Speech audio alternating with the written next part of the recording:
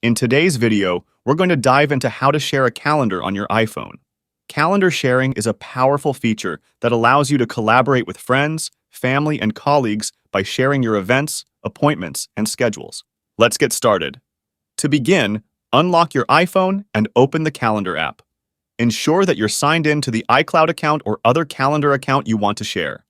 Tap on the Calendars tab located at the bottom of the screen. This will display a list of all your calendars. Find the calendar you want to share and tap on the eye from the right of the calendar name. Please note that on Apple Calendar, you can only share iCloud calendars. If you have a Google Calendar synced, you cannot share it. In the Edit Calendar window, you can add people to share the calendar with. Tap on Add Person. Start typing the name or email address of the person you want to share with. As you type, suggestions from your contacts will appear. Select the appropriate contact to add them as a sharing recipient. You can also tap on the plus from the right and select directly from your contacts.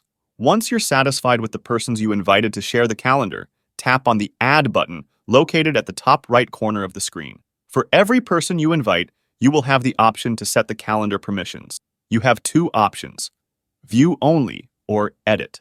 View Only. The recipient can only view the events in the shared calendar. View and Edit. The recipient can view, edit, and add events to the shared calendar.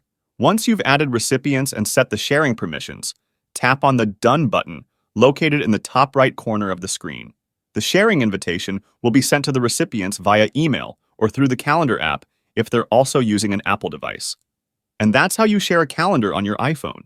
Calendar sharing is a great way to collaborate and stay organized with others.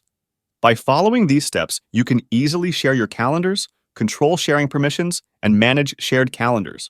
And that's it for today. If you found this video helpful, please consider leaving a like and subscribe to my channel for more tech tips and tricks. As always, if you have any questions or requests for future videos, drop them in the comments below. Thanks for watching, and I'll catch you in the next one.